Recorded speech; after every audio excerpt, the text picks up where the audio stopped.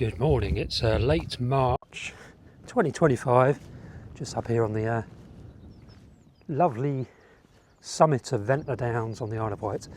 Just coming up here to see if there's any wheatears, any early migrant birds around. Bit of drizzle coming down, which not very good for me walking around in drizzle, so it's only going to be a very short walk, but it could put some birds down. Some migrants are flying overhead, and the rain might cause them to come and land here on the downs, so thought it would be worth a quick wander. Can't see any wheatears here. These little pillboxes normally are a good spot for them. They like to hop around on the grassland and then fly up onto the pillbox when they get disturbed, but can't see any. Yeah, certainly some drizzle coming down in the air.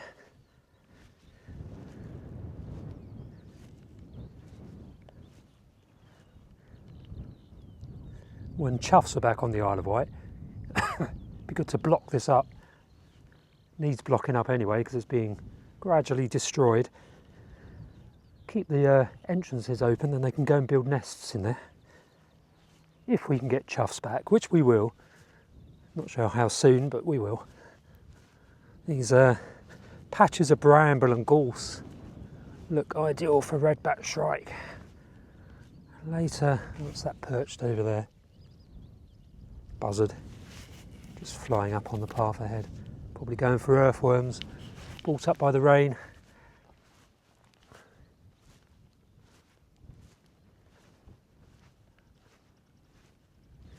Yeah, it is a bit wet. Let's go along this way.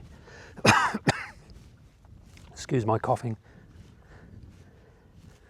So I love it up here because you've got these very short swards, mainly where the people walk up and down. Blackbird, and that's good for one little group of birds, wheatears and that kind of stuff. Then you've got the more tussocky swards, short tussocks and then areas of longer tussocks, which is where your meadow pipits and skylarks are hanging out. And from a birding point of view, oh, there's meadow pipits coming down. No, yeah, they are meadow pipits. Migrants, I assume, because they're just flying through. Yes, this varied sward structure is good for breeding bird populations, so skylarks, meadow pipits, linnets in the gorse, but also migrants, so you know, maybe the odd Richard's pipit or tawny pipit up here. Nobody comes birding up here enough really to find those kind of things. Everyone concentrates on breeding marshes these days because that's a reliable spot to see the eagles, the sea eagles, and Culver Cliff, which is next to Breeding Marsh, which is a good spot for migrating birds. I still love it up here. I mean, Ventnor Downs gets such a high density of migrant birds pitching down to feed up. It's like the Isle of Portland Bill on steroids, in that it's that much further east, so it gets that much more birds, but it also holds them for a lot longer because there's so much habitat. They don't shoot through very quickly, which they tend to do on Portland Bill, especially in the spring. Also in the autumn, they tends not to hold the birds quite as well as this place does. You can come up here kind of late in the day in late autumn, or in August, actually not late autumn, but peak autumn, and there'll be redstarts in the evenings feeding in this gorse, and especially in Coombe Bottom and those kind of places. They just don't leave, they just hang out here. They do that to an extent on Portland, but they tend to work their way up the island and then vanish. Is that perched up there? Stone chat. Lots of stone chats here. So this was arable, this field, and the National Trust acquired it as part of the bigger Ventnor Downs holding, and have reverted it to kind of, it's gravel topped, although we're up on the chalk downs, it's got a gravel top. So it's basically reverting to acid grassland with a mosaic of gorse, which is absolutely superb habitat. If I was a redback shrike in spring, I'd be up here singing away if I was a male. Not quite yet, it's too early. Trying to attract a female, which of course I'll fail to do. As is so often the case with redback shrikes that come through in the spring and find suitable habitat in southern England, they just don't find a mate. There aren't enough of them. Right, I'm going to cross over and have a quick look down into Coombe Bottom. I'm not going to go into Coombe Bottom. Just peer into it from the top. This is the radar station on Ventnor Downs. Kind of a large enclosed area on the summit, which is a mosaic of heather, grasslands, old concrete from old buildings, rubble heaps, loads of gorse and loads of bramble. You can't get in there. So it's a great sanctuary area for migrants. You can peer in through the fences, but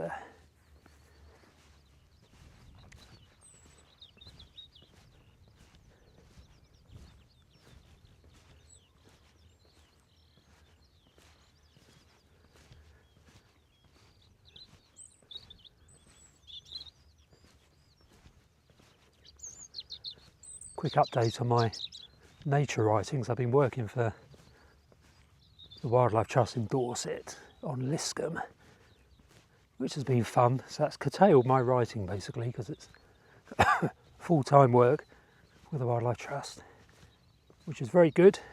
It's good fun. It's a great site, Liscombe. I've got other videos on this channel, and I'll put a lot more on as the summer progresses, illustrating the habitat there. It's a really good rewilding project.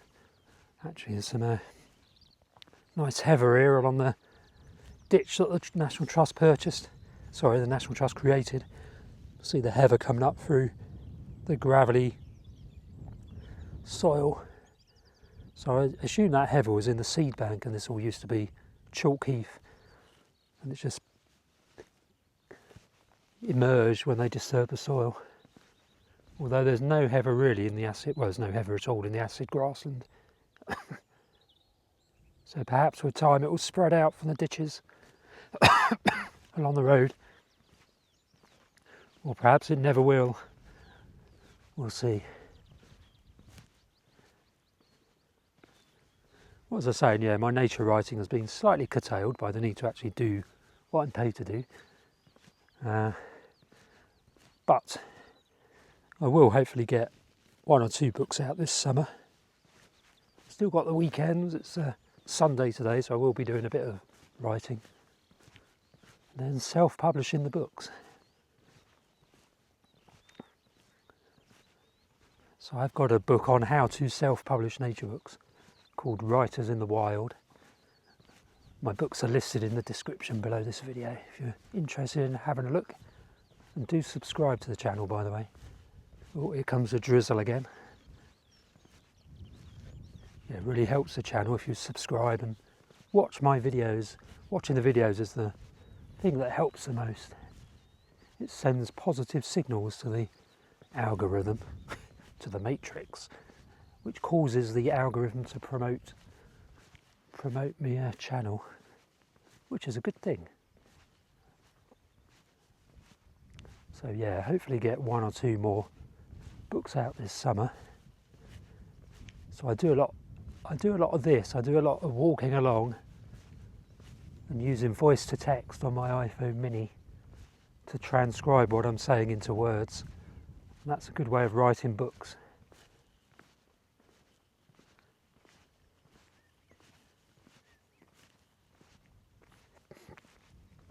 So when the weather's good, I'll literally be walking along here chatting to myself, but I'm actually chatting to my phone. And that's how to get the first rough draft of a manuscript done. Although it is quite exhausting talking. It's a very fast way of writing, so you can normally get, you know, probably 2/3 more written. Oh, don't know what that was that flew out there. Could have been a starling, and they're pretty scarce around Ventnor, other than when they're migrating through in very, very small numbers. Ah, what's that up there? Is it a wheatear? Go on, be a wheatear. Oh. Ah, it's a black redstart. Yeah, black redstart, that's nice.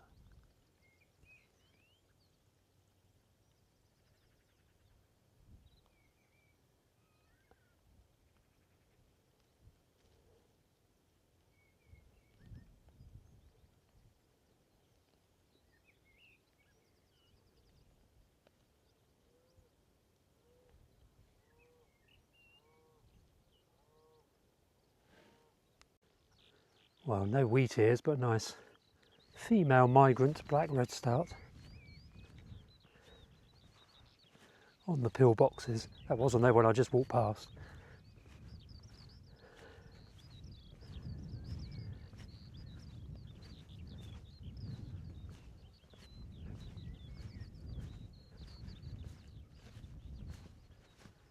Couple of van dwellers, that's quite an epic size van. Long wheelbase, very nice. This one's the same, another long wheelbase.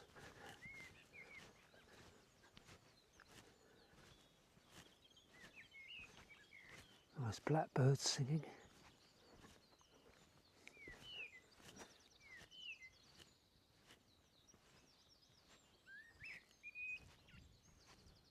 What a lovely song.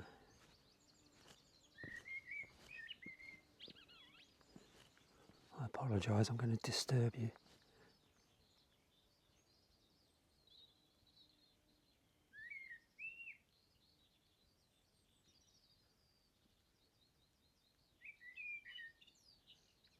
Marvellous.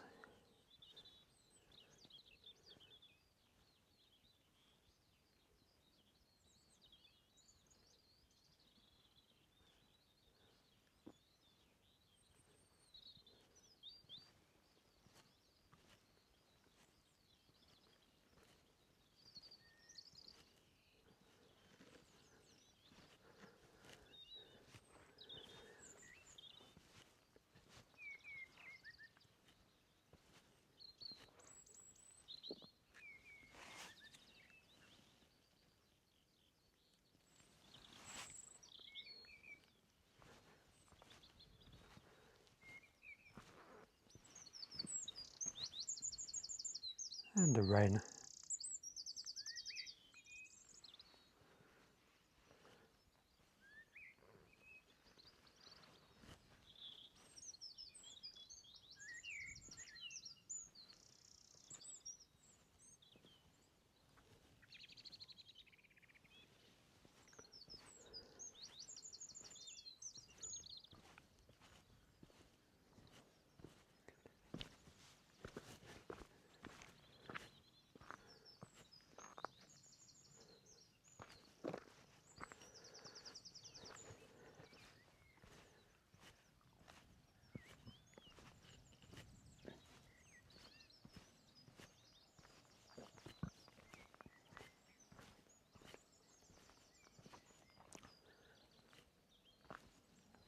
One or two goats there.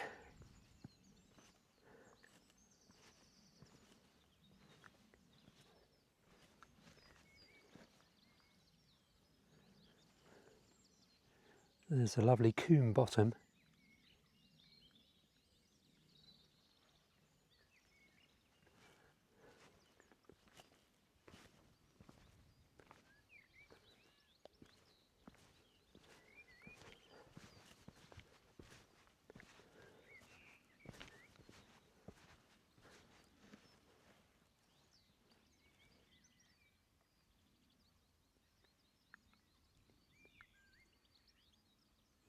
It's getting quite drizzly, so I'm going to wander back to the car, I think. Go down this little slope, little path here, getting overgrown with bramble strands, but bash my way through. Go and say hello to the goat, probably leg it.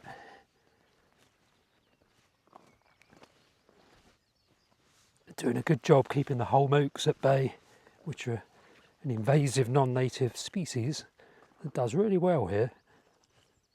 Seeding, lots of acorns, buried by lots and lots of jays in the autumn. Get gazillions of jays migrating through, or dispersing and migrating.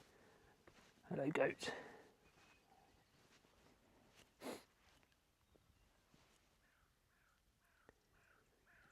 Wonder if we can eventually replace the goats with a bison, which would do the same job in terms of chomping down the holm oaks, keeping the shrublands open. It's really open here. So I've really gone to town browsing and grazing everything off. Unless a truss has come through and cut it. I don't think so. It doesn't look like they've been cutting on the other side of this fence. Be surprised if they did, but maybe they have actually. Yeah, there are some flail signs over there, maybe. Can't see any tractor marks though, so probably not.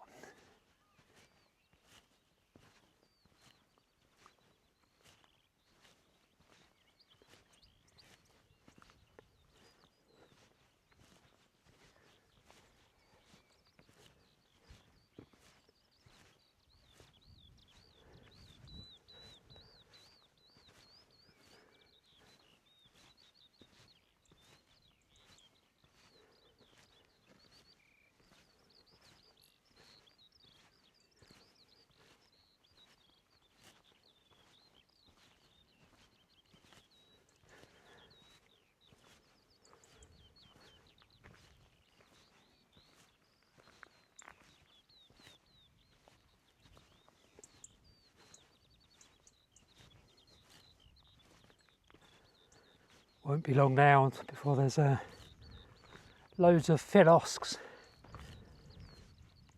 chiffchaffs and increasingly willow warblers dropping down into this habitat as they migrate through.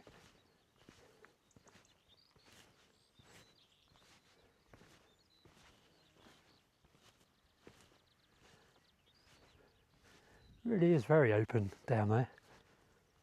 Some browsing and grazing presumably is a lot heavier over recent months. Don't know if that's just because there's a lot more goats. They've allowed the goat population to increase, or whether they've got more cattle in there. Don't know. To go and explore when the weather improves a bit.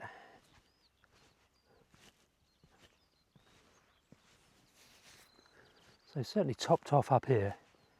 So maybe they have topped off down there as well.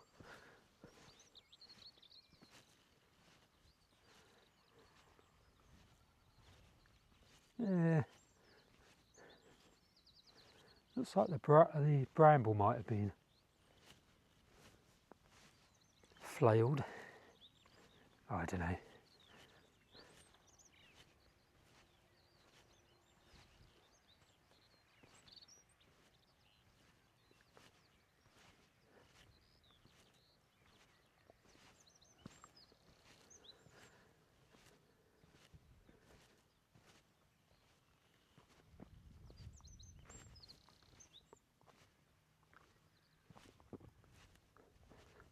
Certainly this on this side has been, there's loads of tractor marks there, so it's all been flailed.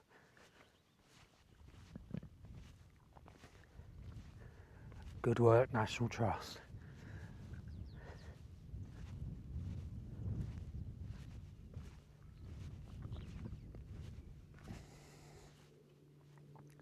There's Ventnor down there. It's like our own Cornish Valley. We're not in Cornwall, obviously, but you know what I mean. Lots of goats on the slope down there.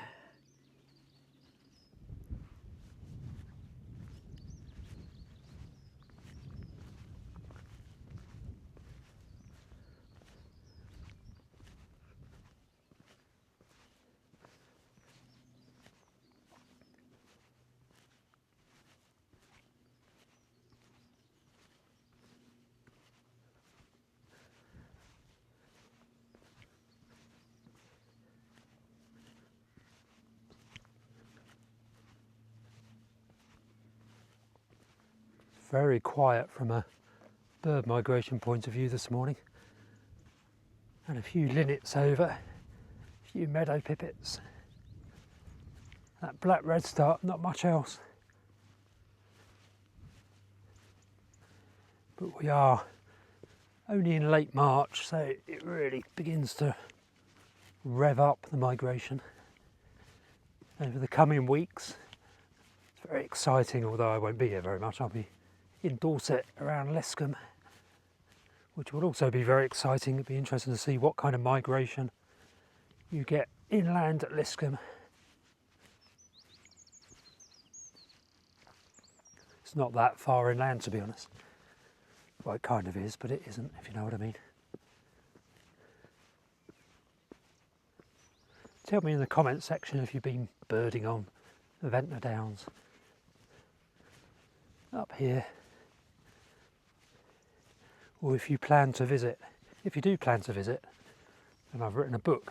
Well, I've written 2 books, one bird watching around Ventnor and the other one wildlife watching around Ventnor. You can find those, links to those, in the description to this video. But let me know in the comments section if you have been, if you've visited, or if you plan to visit. National Trust site, Wroxall Down.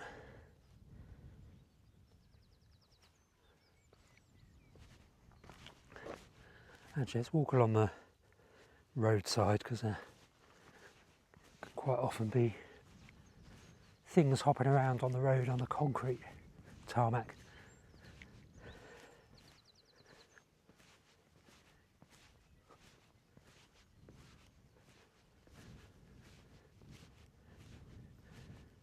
You'll notice I haven't encountered a single person. It's about 7:30 in the morning. This was a site in Purbeck or along the Sussex plains. There'd be loads of dog walkers, but there aren't. Lovely skylark.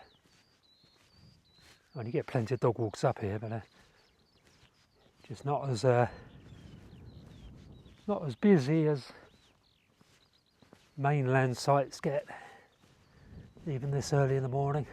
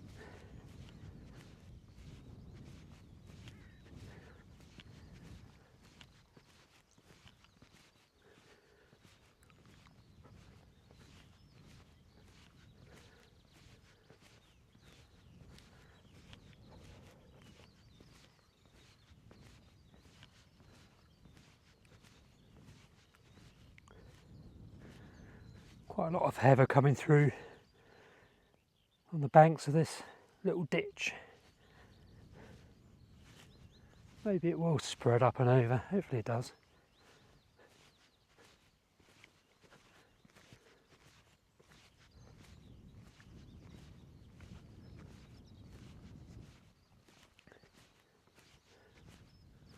Drop down in Ventnor, I think, so I can get a cup of coffee.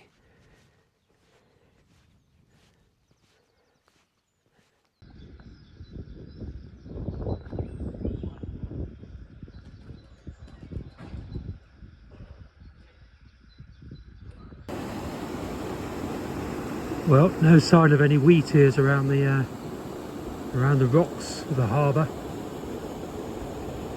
Definitely no sign of any purple sandpipers, they're long gone.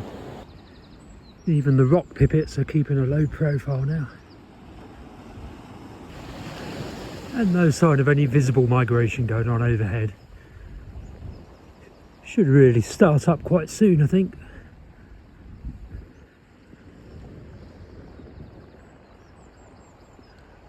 So these slopes have had a great spotted cuckoo a few years ago, well, a little bit further along at Wheeler's Bay. So it's the right time of year for one of those to turn up again. Anything on the rocks? Not that I can see.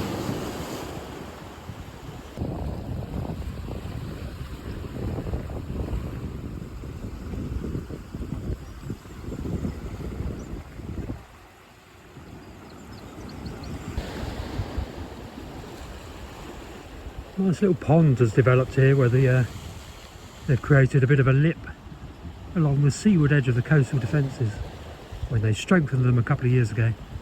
It's trapping the water now on this shelf, which is really good.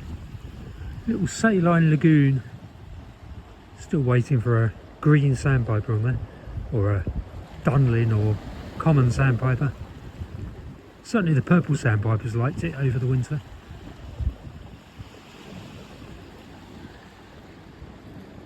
Anyway, I'm going to go and get a cup of coffee, I think, in Besties and Spinkies. Back along that way.